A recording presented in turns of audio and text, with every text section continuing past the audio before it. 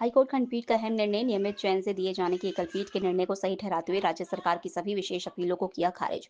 High court खंडपीठ निर्णय पश्चात अब रिट याचिकाकर्ताओं डॉक्टर बिजेंद्र सिंह त्यागी, पवन कुमार शर्मा सहित अन्य याचिकाकर्ता आयुर्वेद चिकित्सकों को आरंभिक इस अस्थायी नियुक्ति तिथि से मिल सकेंगे। समस्त सेवा व पेंशन परिलाभ याचिकाकर्ताओं को मिली भारी राहत। याचिकागण आयुर्वेद चिकित्सकों की ओर से हाईकोर्ट खंडपीठ में आर.एन. माथुर वरिष्ठ अधिवक्ता व यशपाल क्लेरी अधिवक्ता ने की पैरवी। राज्य सरकार की सभी विशेष अपीलों को खारिज करते हुए राजस्थान हाईकोर्ट न्यायाधीश डॉक्टर पुष्पेंद्र सिंह भाटी और संदीप तनेजा की खंडपीठ ने दिया अहम फैसला। राजकीय आयुर्वेद चिकित्सक डॉक्टर विजेंद्र कुमार त्यागी सहित अन्य आयुर्वेद चिकित्सकों की ओर से अधिवक्ता यशपाल क्लेरी ने एकलपीठ में रिट याचिका पेश कर बताया कि आयुर्वेद विभाग में वर्ष 1990 से 1993 के मध्य नियमित वेतन श्रृंखला में अस्थायी रूप से आयुर्वेद चिकित्सकों को नियुक्त किया गया था। तत्पश्चात प्रारंभिक नियुक्ति तिथि से ही सभी अस्थायी आयुर्वेद चिकित्सकों को प्रथम व द्वितीय चयनित वेतनमान का लाभ भी दिया गया। इसी दरमियान काफी चिकित्सकों का आरपीएससी से नियमित चयन हो गया और बाकी अन्यों को राज्य सरकार ने स्क्रीनिंग प्रक्रिया से नियमितीकरण करते हुए नियमित कर दिया गया। लेकिन आरंभिक नियुक्ति तिथि से संपूर्ण सेवाकाल अवधि को सेवाकाल में नहीं जोड़े जाने से पीड़ित होकर और आरंभिक तिथि से वसूली आदेश जारी कर देने को लेकर रिट याचिका दायर की गई। हाईकोर्ट एकलपीठ ने सभी रिट याचिकाएं निर्णय दिनांक 12 जनवरी 2023 से स्वीकार करते हुए वसूली आदेशों को निरस्त करते हुए याचिकाकर्ताओं को आरंभिक अस्थायी नियुक्ति तिथि से समस्त सेवा परिलाभ और तदनुसार पेंशन परिलाभ दिए जाने के आदेश दिए थे। आरंभिक नियुक्ति तिथि से सेवा अवधि की गणना किए जाने के एकलपीठ आदेशों को राज्य सरकार ने हाईकोर्ट की खंडपीठ में विशेष अपीलों के जरिए चुनौती दी गई। अंतिम बहस के पश्चात हाईकोर्ट के वरिष्ठ न्यायाधिपति डॉक्टर पुष्पेंद्र सिंह भाटी और न्यायमूर्ति संदीप तनेजा साथ की खंडपीठ ने हाईकोर्ट एकलपीठ के दिए निर्णय को विधि सम्मत सही बताते हुए राज्य सरकार की सभी विशेष अपीलों को खारिज करने का अहम निर्णय लिया। छत्तीसगढ़ में सिंधी समाज के भगवान झूलेलाल भगवान के खिलाफ आपत्तिजनक टिप्पणी के खिलाफ आज मारवा जंक्शन सिंधी समाज में आक्रोशित विरोध प्रदर्शन किया। झूलेलाल मंदिर से लगाकर उपखंड मुख्यालय पर आक्रोशित रैली निकालकर राज्यपाल एवं राष्ट्रपति के नाम ज्ञापन सौंपा। भगवान झूलेलाल के खिलाफ आपत्तिजनक टिप्पणी करने वाले अमित बघेल को गिरफ्तार करने और कठोर कार्रवाई करने की मांग की गई। आक्रोशित रैली में सैकड़ों की तादाद में सिंधी समाज के समाज बंधु सम्मिलित हुए। हम ये आज रैली शांतिपूर्वक निकालते हुए एसडीएम को ज्ञापन देने जा रहे हैं। छत्तीसगढ़ के एक छुटभैया नेता द्वारा जिन्होंने सिंधी समाज के खिलाफ अपशब्द और हमें पाकिस्तानी कहने का एक निंदनीय कार्य किया है, इसके खिलाफ हम लोग एसडीएम साहब को शांतिपूर्वक ज्ञापन देने जा रहे हैं। धन्यवाद। किस बात को लेकर आप ये ज्ञापन सौंप रहे हो आज? अनिल बघेल ने हमारे सिंधी समाज झूलेलाल के खिलाफत करी, उसके अपशब्द करे, निंदा करी, इसलिए हम एकत्रित हुए हैं। क्या मांगे आपकी? हमारी मांग है कि अनिल बघेल को गिरफ्तार किया जाए, आतंकवादी घोषित किया जाए। मारवा जंक्शन जीआरपी पुलिस द्वारा रेल संपत्ति सुरक्षा एवं साइबर अपराध से बचने के लिए छात्र छात्राओं को जागरूक किया। जीआरपी थाना अधिकारी हेमराज गुर्जर द्वारा आज सरस्वती विद्या मंदिर उच्च माध्यमिक विद्यालय सहित निजी विद्यालयों में छात्र छात्राओं को रेल संपत्ति की सुरक्षा करने, मवेशियों को रेलवे ट्रैक से दूर रखने की अपील की। साथ ही साइबर अपराध से बचने के बारे में विस्तार से छात्र छात्राओं को जागरूक किया। अननोन कॉल पर ओटीपी नहीं देने, अपनी बैंक डिटेल नहीं देने की अपील की। ठीक है, नहीं समझे तो कोई बात नहीं, पापा बताओ, पापा ये मैसेज आया, फिर भी करवा लो। कोई मम्मी नहीं है जिसकी अनपढ़ है, जिस पढ़ी लिखी नहीं है, या और घर में कोई अनजान आदमी जो फोन तो यूज करता है, पर जो ये नहीं पता है ओटीपी बताऊँ नहीं बताऊँ, अपने से मांगते हैं। आपके खाते में क्या है, आप इंश्योरेंस हुआ, आपकी लॉटरी के आते हैं ना, फोन आते हैं, लॉटरी के फोन आते हैं, आपकी लॉटरी लीजिए, आपके खाते में 5 लाख रुपये निकाल लीजिए, आप हमें ओटीपी बताओ, आपके खाते में पैसे ट्रांसफर करने हैं। कोई ट्रांसफर नहीं करते, वो सिर्फ ठगी का शिकार है। क्या है?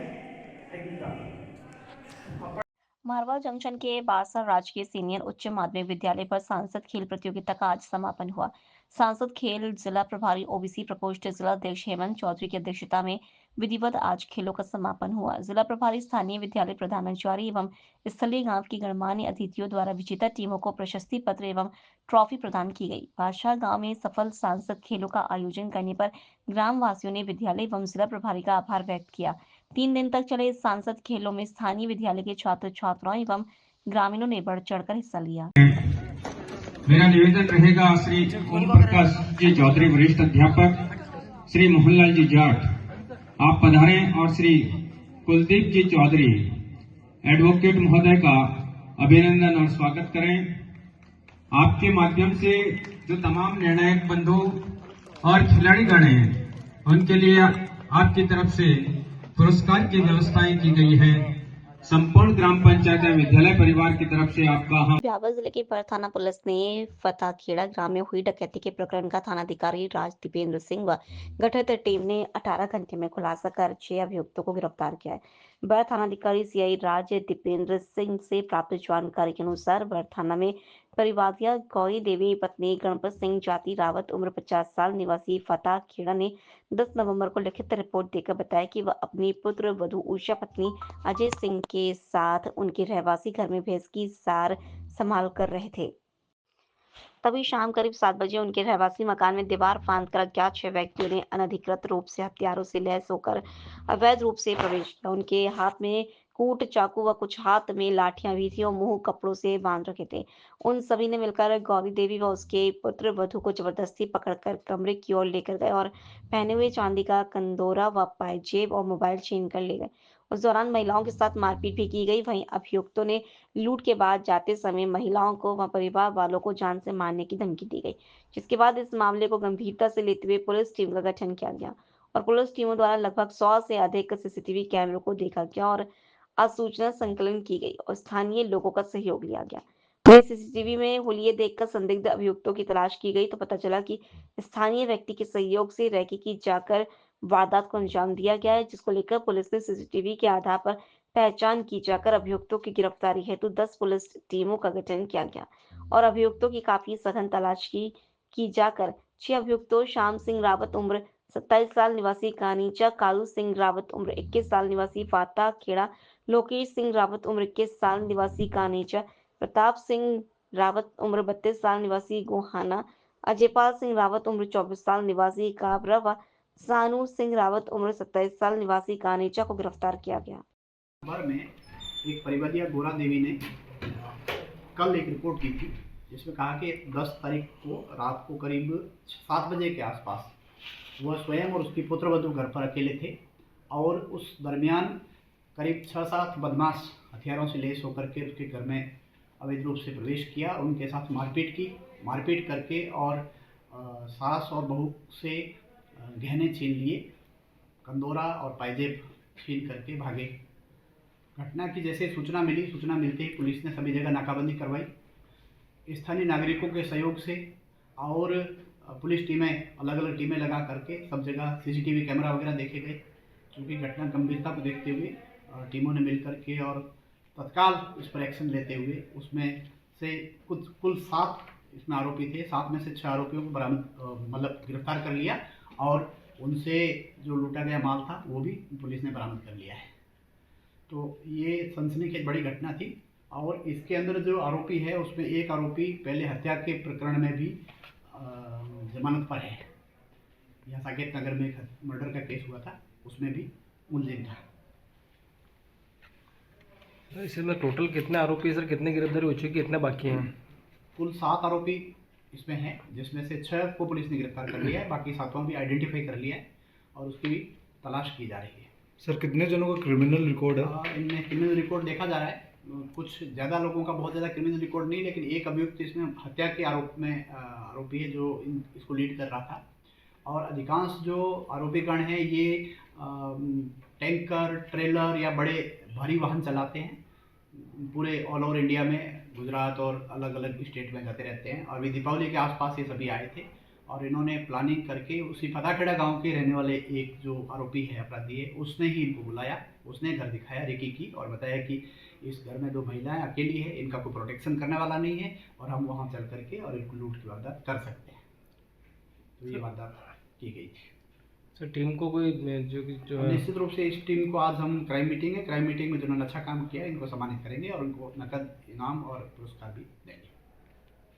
श्वेतांबर तेरापंथी मानव हितकारी संघ एवं श्री जैन तेरापंथ कॉलेज राणावास पाली के संयुक्त तत्वाधान में महाविद्यालय में राष्ट्रीय शिक्षक दिवस का आयोजन संस्था निदेशक डॉक्टर जबर सिंह राजपुरोहित एवं प्राचार्य डॉक्टर शिव दयाल देवड़ा के निर्देशन में संपन्न हुआ। कार्यक्रम में बीएड प्रथम वर्ष, बीएड द्वितीय वर्ष, डीएलएड प्रथम वर्ष, डीएलएड द्वितीय वर्ष एवं बीए बीएससी के छात्र छात्राओं ने अति उत्साह पूर्वक भाग लिया। कार्यक्रम में छात्र छात्राओं की निबंध व भाषण का विषय राष्ट्रीय शिक्षा नीति राज्य, जिसमें विद्यार्थियों ने डॉक्टर अबुल कलाम आजाद के जन्म दिवस के उपलक्ष्य में मनाए जाने के बारे में इस दिन की उपयोगिता को बताया और उनके जीवन का परिचय दिया। साथ ही विद्यार्थियों ने एनईपी 2020 की जानकारी दी। संस्था निदेशक डॉक्टर जबर सिंह राजपुरोहित ने विद्यार्थियों को भारतीय शिक्षा व्यवस्था की जानकारी दी। कार्यक्रम में नेपाल सिंह राठौर, सहायक आचार्य अखिलेश शर्मा आदि स्टाफ सदस्य उपस्थित रहे। Which was the first minister of India. And you know that government of India had implemented where which is date 2018, not 2008. And I select that especially 11th November, you know, the birth anniversary of this legendary person. 1888 date of birth, remember? He was the man, the prominent role, especially the very step in the education sector, especially he was the first the education minister of India involved. Selected the first time in 1925, the Islamia, the university's member. You know, this is the title and we can't derail here, especially. So that's why they remember this the eminent persons. You know that education and conversation both is necessary of the derail in this section here, especially thanks to the government of India had the invitation, especially 2008. Please remember thing, and not that we are only the increases this role of education today. Here after that, some 5 and 10 minutes, if we derail here, doesn't mean anything else. Again, what is the tagline? What is the motto of the government of India as well as the government of Rajasthan? That's for the education. We are and you are, especially the sector, education sector. We respect, especially sir, Secretary today. Why selected this? Takhatgarh नगर पालिका में वर्ष 2015 से लेकर जनवरी 2021 में भी दूसरी बार नगर पालिका में भाजपा वोट का ही दबदबा बना हुआ है और क्षेत्रीय विधायक भी लगातार दूसरी बार विधायक बन वर्तमान में डबल इंजन की सरकार में कैबिनेट मंत्री होते हुए भी नगर पालिका में भाजपा बोर्ड का कब्जा रहने से इस बोर्ड में भी पिछले बोर्ड की तरह ही अपनी मनमर्जी अनुसार ही विकास कार्य किए जा रहे हैं, जिसका प्रत्यक्ष रूप से नजारा वार्ड 10 के विश्वकर्मा कॉलोनी और संतोषी नगर की तस्वीर बोल रही है, जहां आज भी पूर्व बोर्ड की तरह ही विकास के नाम पर कच्ची बस्तियों के साथ भेदभावपूर्ण कार्य किए जा रहे हैं का ही नजारा देखने को मिल रहा है। पिछले वर्षों में केंद्र सरकार हो या राज्य सरकार द्वारा जो भी विकास के संबंधित सड़क या गंदी नालियां, साफ सफाई जैसी मूलभूत सुविधा उपलब्ध करवाने की हो या अन्य योजनाओं के अंतर्गत शहरी क्षेत्रों में सौंदर्यीकरण नवाचार रूप देने के लिए सालाना करोड़ों रुपए का बजट दिया जा रहा है, उसी सरकारी धन का अधिकारियों एवं जनप्रतिनिधियों द्वारा दुरुपयोग किया जा रहा है और अपने चहेतों के वार्ड में ही बिना बोर्ड की स्वीकृत और जनप्रतिनिधियों के बिना जानकारी ही करोड़ों रुपए फिजूल खर्च किए जा रहे हैं, जबकि कैबिनेट मंत्री भी समय समय पर विकास के नाम पर वाहवाही लूटने एवं फीता काटने में ही व्यस्त है, लेकिन धरातल पर किसी प्रकार का विकास पर ध्यान नहीं दे रहे हैं। भाजपा बोर्ड के दोनों कार्यकाल में वार्ड नंबर 10 के वार्ड वासी आज भी कई तरह की मूलभूत सुविधाओं से वंचित है, जो प्रत्यक्ष रूप से कच्ची बस्ती वासियों के साथ भेदभाव का रवैया अपनाया जा रहा है और गंदी टूटी फूटी नालियों से पानी का भराव होने से मच्छरों की भरमार से हर परिवार नरकीय जीवन जीने को मजबूर है। यह है कि तखतगढ़ नगर पालिका क्षेत्र के वार्ड 10 महावीर बस्ती से फालना रोड एनएच हाईवे 325 से संपर्क मेन रोड इससे संतोषी नगर के पास विश्वकर्मा कॉलोनी की तरफ का मार्ग करीबन 100 फीट का सीसी रोड एवं नालियां पूरी तरह क्षतिग्रस्त हालत में होने से कॉलोनी से निकलने वाला सारा गंदा पानी संतोषी नगर छोगाराम सुधार के पास में खाली भूखंड में भराव होकर तालाब का रूप ले रखा है, जहां पूरा भूखंड कंटीली झाड़ियों में दफन हो चुका है, जिससे छोगाराम सुथार व अन्य के मकानों की नींव कमजोर होती जा रही है। साथ ही पानी भराव से फैले कीचड़ से मच्छरों का भरमार पनप चुका है, जो कभी भी लोग गंभीर बीमारियों की चपेट में आने की संभावना बन चुकी है। इस गंभीर समस्या को लेकर दूसरी बार बोर्ड गठन के 1 वर्ष बाद 12 फरवरी 2022 को बजट बोर्ड की बैठक में वार्ड नंबर 10 की पार्षद लक्ष्मी देवी द्वारा लिखित शिकायत करने के उपरांत भी पालिका प्रशासन लापरवाह बना रहा और के जरिए फिर और पिछले वर्ष भी मोहल्ले वासियों द्वारा पार्षद के जरिए फिर लिखित शिकायत की, लेकिन मामला अभी भी जस का तस पड़ा रहने से प्रतीत होता है कि नगर पालिका प्रशासन जानबूझकर ही वार्ड वासियों के साथ भेदभाव अपनाया जा रहा है।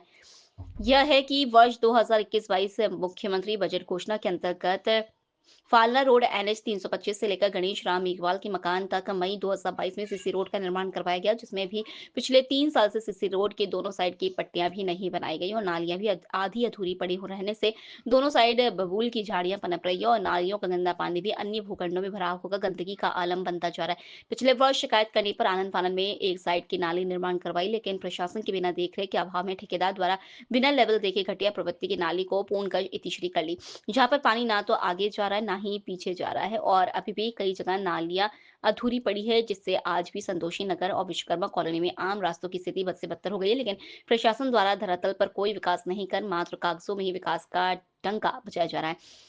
क्या कहते हैं पार्षद? नगर पालिका में लगातार दूसरी बार भी भाजपा का बोर्ड बना है, लेकिन दोनों ही बोर्ड के कार्यकाल में विकास के लेकर वार्ड नंबर 10 के साथ पूरी तरह भेदभाव का रवैया अपनाया जा रहा है। इस समस्या को लेकर कई मर्तबा बोर्ड बैठक में भी लिखित में दिया, फिर भी विकास नहीं कर वार्ड वासियों के साथ भेदभाव किया जा रहा है।